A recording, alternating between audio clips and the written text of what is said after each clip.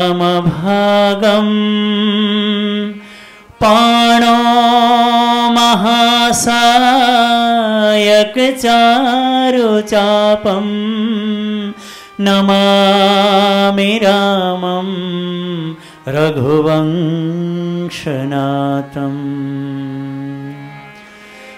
वंशी विभूषितकरा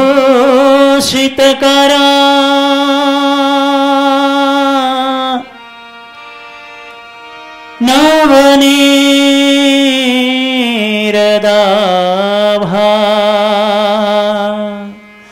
पीताम्बरादरुणबिम्बफलधरोष्टात् पूर्णेन्दुसुन्दरमुखात् अरविन्दनेत्रात् कृष्णात् परं किमपि तत्त्वमहं न जाने। कर्पूरगौरं करुणावतारं संसारसारं भुजगेन्द्रहारं सदा वसन्तं हृदयारविन्दे भवं भवानी सहितं नमामि।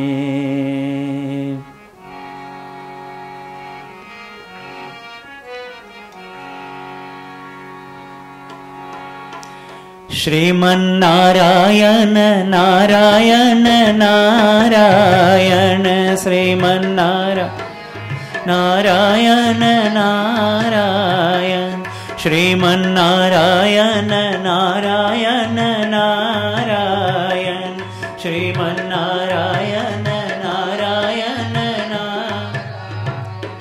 लक्ष्मी नारायण नारायण नारायण लक्ष्मी नारायण नारायण नारायण लक्ष्मी नारायण नारायण नारायण लक्ष्मी नारायण नारायण श्रीमन्नारायण नारायण नारायण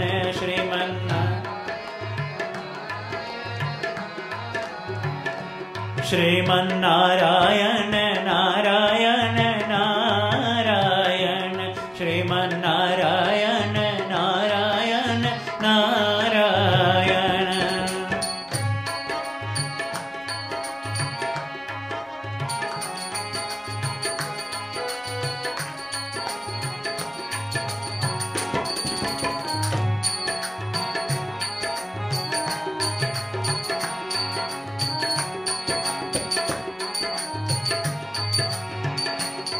सत्यनारायण नारायण नारायण सत्यनारायण नारायण नारायण सत्यनारायण नारायण नारायण सत्यनारायण नारायण नारायण श्रीमन्नारायण नारायण नारायण श्रीमन्नारायण श्रीमन्नारायण नारायण नारायण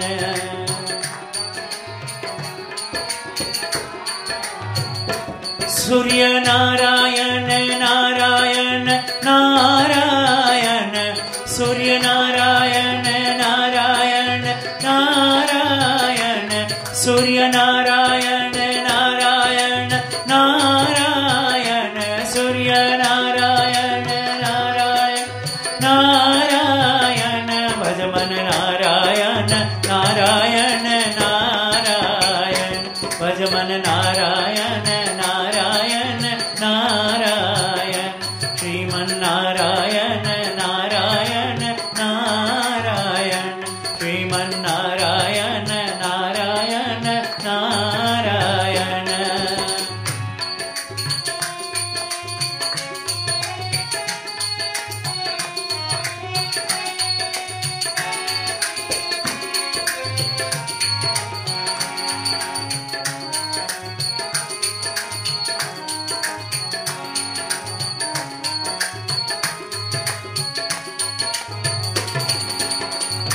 सत्यनारायण नारायण नारायण सत्यनारायण नारायण नारायण सत्यनारायण नारायण नारायण सत्यनारायण नारायण नारायण श्रीमन्नारायण नारायण नारायण श्रीमन्नारायण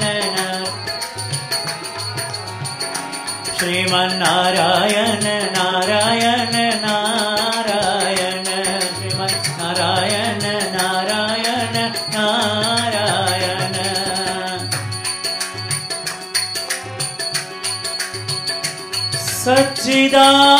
सच्चिदानन्द रूपाय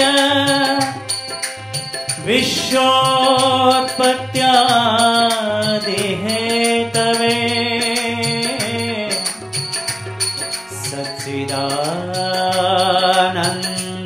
सच्चिदानन्दरूपाय विश्वोत्पत्त्यादिहेतवे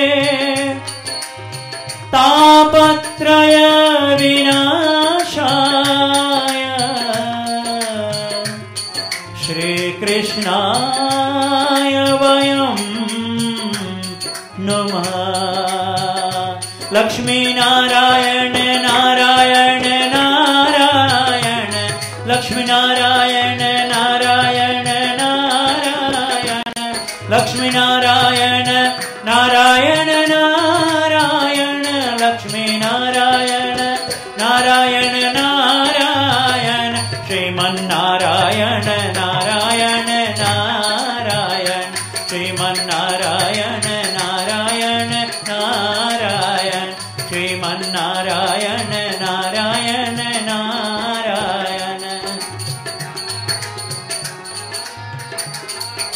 गोविंद जय जय गोपाल जय जय गोविंद जय जय गोपाल जय जय राधारमण हरि गोविंद जय जय राधारमण हरि गोविंद जय जय गोविंद जय जय गोपाल जय जय गोविंद जय जय गोपाल जय जय राधारमण हरि गोविंद जय जय राधारमण हरि गोविंद जय जय गोविंद जय जय गोपाल जय जय गोविंद जय जय गोपाल जय जय